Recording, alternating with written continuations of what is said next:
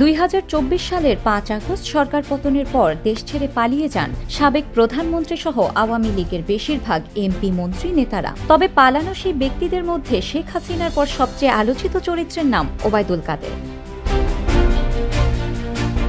আওয়ামী লীগের এই নেতা কোথায় আছেন, কি করছেন তা নিয়ে রয়েছে নানা গুঞ্জন। কদিন আগেও জানা গেছে কলকাতার একটি হাসপাতালে দেখা গেছে তাকে। সেই ওবায়দুল কাদেরকে ধরতে ইন্টারপোলের সহযোগিতা চাওয়া হয়েছে। এই আন্তর্জাতিক পুলিশ সংস্থার কাছে 3 ধাপে আবেদন করেছে বাংলাদেশ পুলিশ ও আন্তর্জাতিক অপরাধ ট্রাইব্যুনাল সূত্রে জানা গেছে শেখ হাসিনা সহ 12 নেতার বিরুদ্ধে রেড নোটিশ জারির আবেদন করা হয়েছে। এখন প্রশ্ন হলো, এবার কি আন্তর্জাতিক আইনের হাতে ধরা পড়বেন ওবায়দুল কাদের, নাকি ফসকে যাবেন তিনি?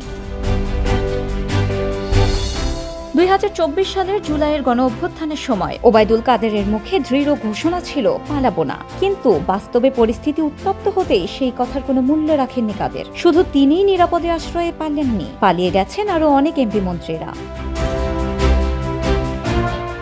রেড নোটিশ মানেই আন্তর্জাতিক স্তরে একজন ব্যক্তির জন্য সর্বোচ্চ সতর্কতা। যখন কোনো দেশে পুলিশ বা আদালত মনে করেন একজন ব্যক্তি গুরুতর অপরাধ করে বিদেশে পালিয়েছেন, তখন ইন্টারপোলের মাধ্যমে 195টি দেশে তার নামে নোটিশ পাঠানো হয়। ছবি, পরিচয়, অপরাধের বিবরণ সবকিছুই থাকে এই নোটিশে।